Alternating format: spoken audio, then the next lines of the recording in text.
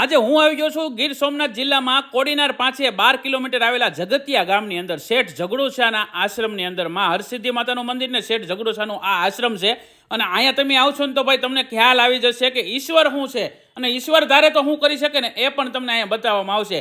અહીંયા અખંડ જ્યોત સતત 1000 વર્ષથી અહીંયા પ્રજ્વલિત છે અને માં હરસિદ્ધિ માતા અહીંયા હાજરા હજુર બિરાજમાન છે।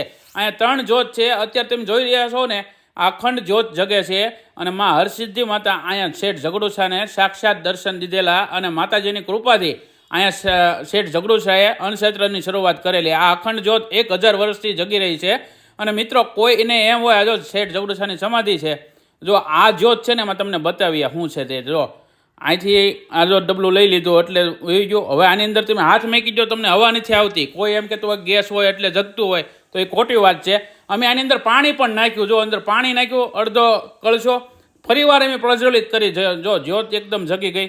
પછી મેં ઓલવી તે, જો એ ભાઈએ મને કીધું ને તમે ઓલવી નાખો, જો હાથે કરીને ઓલવી, મને દાજોય નથી। એ શેઠ ઝઘડુશાના હરસિદ્ધિ માટે આશીર્વાદ આપેલા છે કે ભાઈ અહીંયા કોઈ દાજશે નહીં, અહીંયા તમે બટેટા બાફી નાખો, શા બનાવો, ઉભરા આવે પણ હેઠે ન જાય, આ સાક્ષાત પડશો છે।